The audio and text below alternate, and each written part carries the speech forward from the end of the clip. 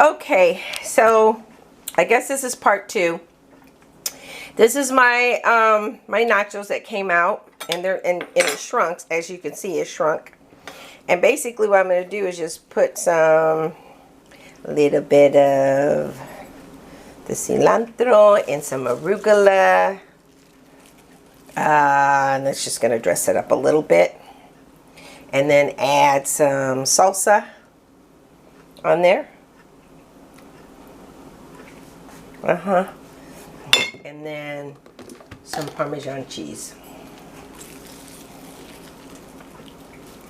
And that's, I'm making a nacho. And that's what we're having for dinner. And basically I have 2 plates that I'm going to serve it on. And then add some more cheese if you want, or add some more, yeah, shred more cheese on there, and it'll be delicious. Okay.